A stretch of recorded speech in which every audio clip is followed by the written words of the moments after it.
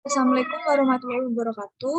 Perkenalkan, nama saya Heradifa Belinda Julita dari kelas TAKB. Di sini saya akan mempresentasikan mengenai minimalisasi limbah dari kegiatan budidaya.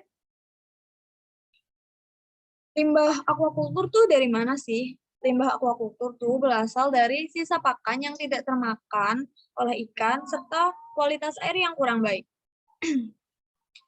Untuk minimalisasi limbah dapat diatasi dengan yang pertama yaitu pengelolaan pakan, yang kedua penghilangan bahan padatan dan limbah hasil metabolisme, yang ketiga metode penghilangan limbah melalui rancangan bak dan saluran.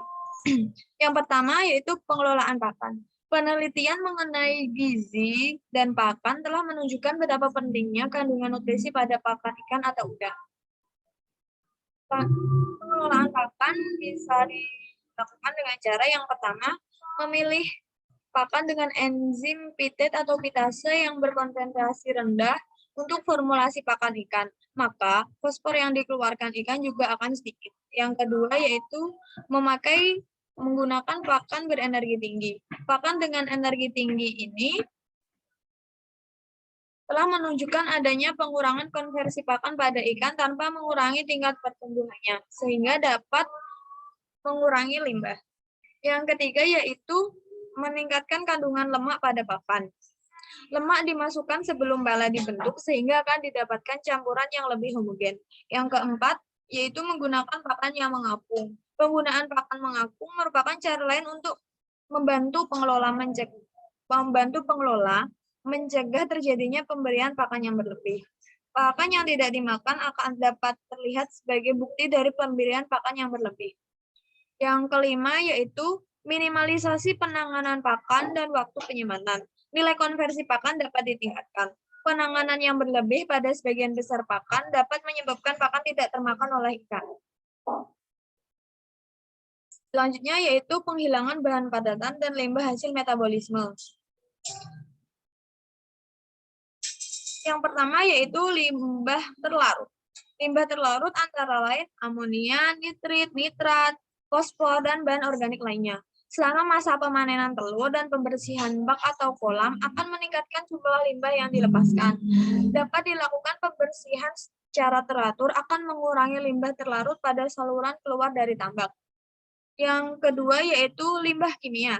Penggunaan bahan-bahan kimia pada tambak ikan telah diatur oleh pemerintah dan badan hukum. Sehingga kita dapat berpatokan pada label pabrik yang berkaitan dengan teknik pengobatan atau cara pengobatan yang menggunakan bahan kimia tersebut. Yang ketiga yaitu limbah patogen. Limbah patogen antara lain parasit, bakteri, partikel virus yang mengalir keluar dari unit budidaya. Ada 3 cara yang dapat digunakan untuk mengurangi mikroorganisme patogen dari air. Yang pertama yaitu klorinasi, radiasi ultraviolet, dan ozonisasi. Yang ketiga, minimalisasi yang ketiga yaitu metode penghilangan limbah melalui rancangan bak dan saluran. Yang pertama yaitu transformasi.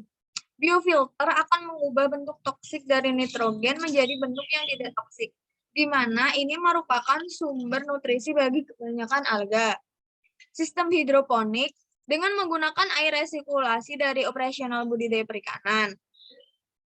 Selanjutnya, bahan nutrien dapat diubah dan dihilangkan dari tempat penguraian dengan bantuan beberapa tumbuhan dan bakteri. Yang kedua yaitu penyaringan. Drum, cawan, butiran, dan penyaring pasir sebagai partikel penyaring yang dapat menghilangkan partikel dalam ukuran 60 mikron di air. Yang ketiga yaitu radiasi ozon. Radiasi ultraviolet digunakan untuk desinfeksi air. Untuk perlakuan UV agar lebih efektif, maka bahan padatan harus dihilangkan sebelum diolah. Sistem UV merupakan sistem dengan perawatan rendah, metode dengan resiko kecil dari desinfeksi. Terima kasih. Sekian presentasi dari saya. Wassalamualaikum warahmatullahi wabarakatuh.